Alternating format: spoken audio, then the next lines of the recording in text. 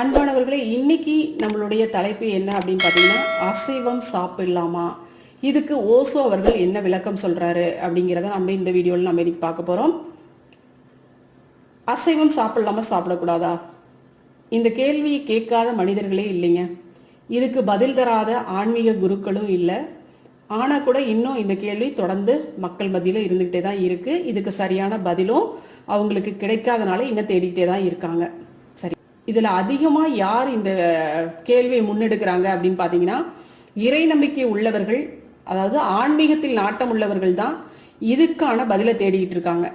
சரி, இப்போ ஓசோ அவர்கள் இதுக்கு என்ன சொல்றாரு அப்படிங்கிறத பார்க்கலாம். ஓசோ என்ன சொல்றாருன்னா, உணவுக்கும் இறைவனுக்கும் எந்த விதமான சம்பந்தமும் இல்லப்பா. நீ இந்த உணவு சாப்பிட்டீங்கன்னா கடவுள் கோச்சுக்குவாரு, இந்த உணவு சாப்பிட்டீங்கன்னா கடவுள் மகிழ்ச்சியா இருப்பாரு அப்படின்லாம் எதுவுமே இல்லை. அதனால உணவுக்கும் கடவுள் கோச்சுக்குவாரு அப்படிங்கிறதுக்கும் எந்த விதமான சம்பந்தமும் கிடையாது. உணவுக்கும் கடவுள் தண்டிப்பாரு அப்படிங்கிறதுக்கும் எந்த விதமான சம்பந்தமும் கிடையாது.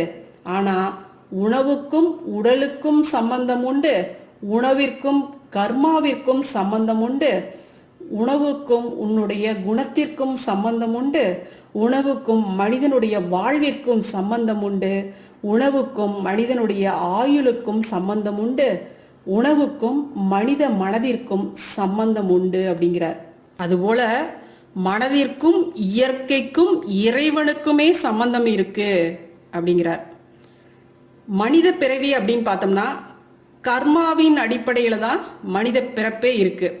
அதை கரைக்கிறதுக்கு தான், இந்த கர்மாவை கரைக்கிறதுக்கு தான் இந்த மனித பிறவியே. இது நம்மளுக்கு தெரியும். தாவர உயிரினங்களுக்கு கர்ம பதிவுகள் குறைவு, ஆனா மாமிச உயிரினங்களுக்கு கர்ம பதிவுகள் அதிகம். எந்த உணவை மனுஷன் உண்டாலும் அந்த உணவான உயிர்களினுடைய பாவ கணக்க மனிதன் கண்டிப்பா என்ன பண்ணணுங்க, அடைச்சுதான் ஆகணும். அதான் ஓசோ சொல்றாருங்க, அம்மாவை தேடி அலையக்கூடிய அந்த தாயில்லாத குஞ்சுகள், குட்டிகள், தாயின் மனம் மற்றும் அந்த குட்டியினுடைய மனம் எப்படி தேடி தவித்திருக்கும். அதாவது தாயை விட்டுட்டு குட்டியை அடிச்சு சாப்பிட்றவங்க, அதாவது ஆட்டுக்குட்டி இருக்குன்னு வச்சுக்கோங்க, அந்த ஆட்டுக்குட்டியை அடிச்சு சாப்பிட்றவங்க இருக்காங்க. அதே போல குட்டியை விட்டுட்டு தாயை சாப்பிட்றவங்களும் இருக்காங்க. அப்போ இதனுடைய மனங்கள் எப்படி தாயை தேடி குட்டி தவிக்கும், குட்டியை தேடி தாய் தவிக்கும் இல்லையா? அப்போ இதை கொண்டு சாப்பிட்ற மனுஷன் இதை உணரணும். அதிக பாசம் உள்ள ஆடு, கோழி, மீன் இவைகளை மனுஷன் உண்பது என்னன்னு சொல்றாருன்னா பாசதோஷம் அப்படிங்கிறார். சரிங்களா? இது ஒன்றுக்கொன்று, இதெல்லாம் பார்த்தோம்னா ஒன்றின் மீது இன்னொன்று வந்து பாசமா இருக்கு இல்லையா? அதனுடைய தாய் அதனுடைய குட்டிகள் மீது, குஞ்சுகள் மீது பாசத்தை வச்சிருக்கு. அப்ப அதை அடிச்சு மனுஷன் சாப்பிடும்போது எப்படி இருக்கு, என்னவா மாறும் அப்படின்னு சொல்றாருன்னா பாசதோஷமாக அது இருக்கும், மாறும். அப்ப அந்த தோஷத்தை மனுஷன் அடைஞ்சுதான் தீரணும், அந்த கர்மாவையும் சேர்த்து தான் கரைக்கணும். அப்ப இதெல்லாம் சேர்த்து கரைக்கிறதுக்கு ஒருவன் தைரியமா முன் வந்தா அவன் தாராளமாக அசைவம் உண்ணலாம் அப்படின்னு ஓசோ சொல்றாரு. இதுல கடவுளுக்கு ஒரு பிரச்சனையும் இல்லப்பா அப்படின்னு சொல்றாரு. நீங்க கர்மாவை கழிக்கிறீங்க, இதுல கடவுளுக்கு என்ன பிரச்சனை அப்படிங்கிறார். உதாரணமா ஒரு வங்கியில பாத்தீங்கன்னா 1 லட்ச ரூபாய் கடன் வாங்குறாரு, இன்னொருத்தர் 1 கோடி ரூபாய் கடன் வாங்குறாரு. இதுல மேனேஜருக்கு எந்த விதமான பிரச்சனையும் கிடையாது.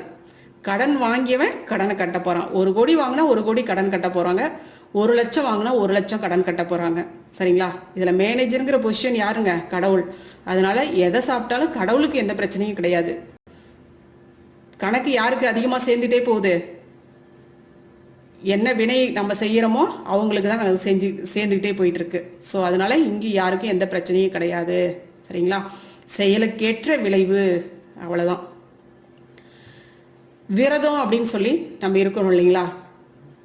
அது வந்து உடலுக்கு மட்டும் நல்லது கிடையாதுங்க, பிறந்த பிறவிக்கும் நல்லதுதான் அப்படின்னு ஓசோ சொல்றாரு. அதாவது அந்த விரத நாள்ல மனிதனால எந்த உயிருக்குமே பாதிப்பு வர்றதில்லை. அது தாவர இனங்களாக இருந்தாலும் சரி, மாமிச இனங்களாக இருந்தாலும் சரி, யாரையுமே நம்ம அந்த நாள்ல நம்ம அதாவது உணவாக நம்ம எடுத்துக்கொள்ளாதனால அந்த நாள்ல நம்மளுடைய பாவக்கணக்கு எதுவுமே சேருவதில்லை.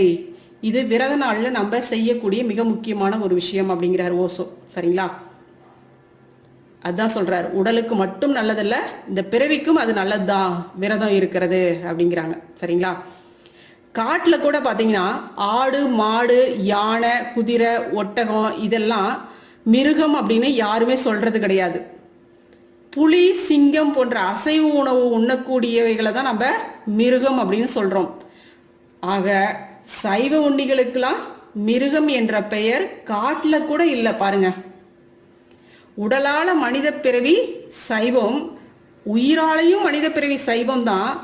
ஆனா குணத்தால மனித பிறவி சைவமாவும் இருக்கு அசைவமாவும் இருக்கு அப்படிங்கிறார்.